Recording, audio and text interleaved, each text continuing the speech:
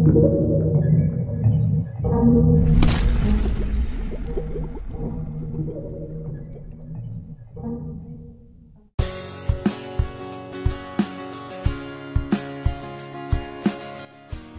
soal proyek tol Gilimanuk Mengwi dan Bandara Bali Utara yang disebut-sebut masuk daftar proyek strategis nasional kembali menuai sorotan. Tokoh asal Bali, Gusti Putu Arta, angkat bicara dan meluruskan kabar tersebut yang menurutnya menyesatkan dan bohong. Mantan anggota KPU RI dan pemerhati pembangunan Bali, I Gusti Putu Arta, merespon gencarnya pemberitaan bahwa jalan tol Gilimanuk Mengwi dan Bandara Bali Utara telah masuk proyek strategis nasional 2025.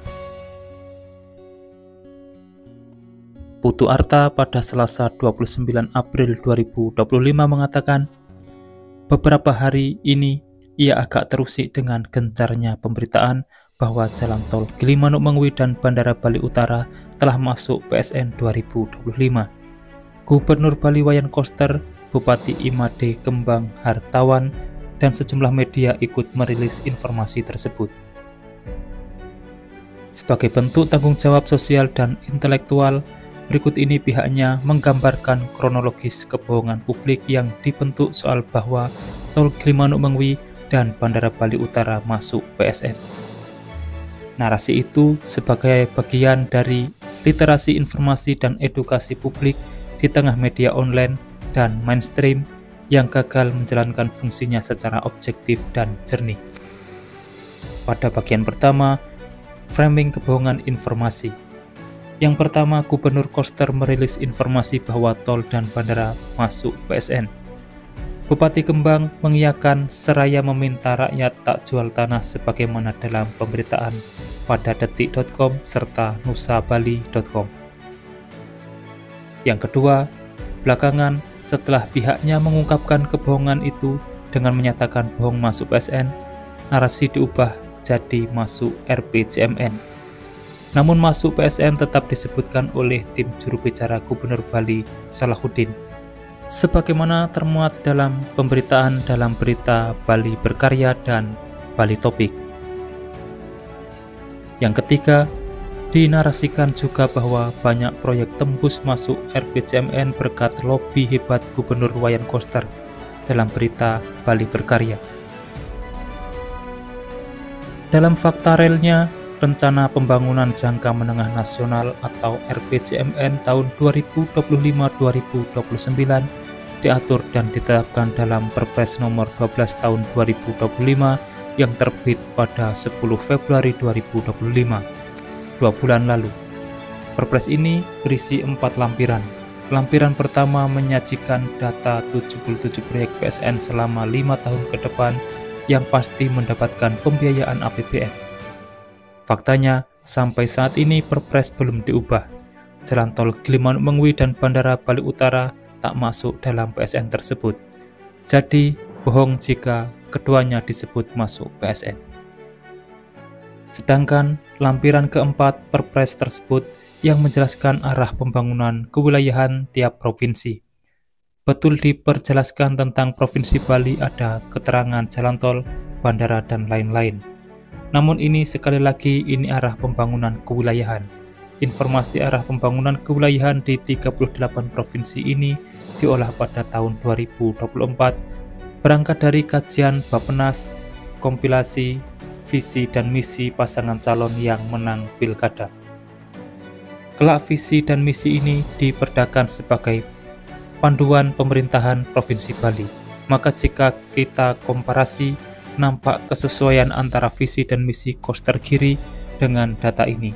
Seluruh program yang dijelaskan selama 5 tahun dalam lampiran 4 ini bersumber dari APBD atau inisiatif lain bukan APBN. Putu Arta menjelaskan, data lampiran 4 mengenai arah pembangunan kewilayahan ini tidak ada urusan lobi-lobian.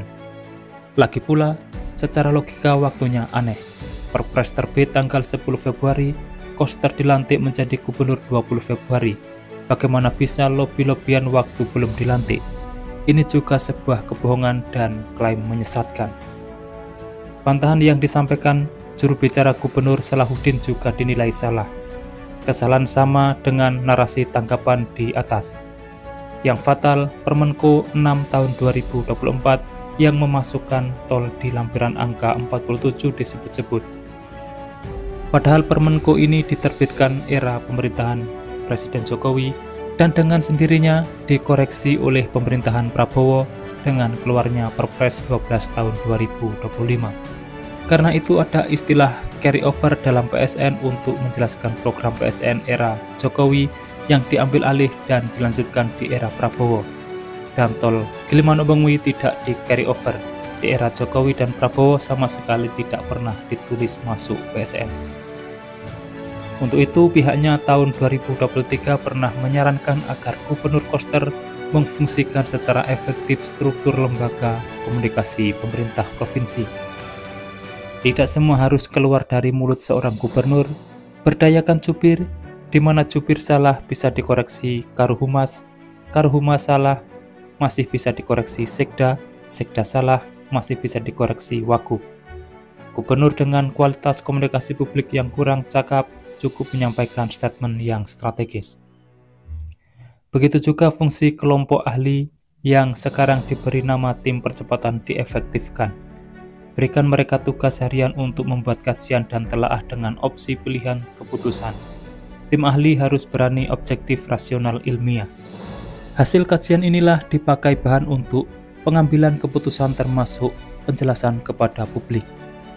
Kebohongan soal PSN salah satunya kegagalan tim hukum kelompok percepatan memberikan analisis hukum sehingga Gubernur Bali bablas.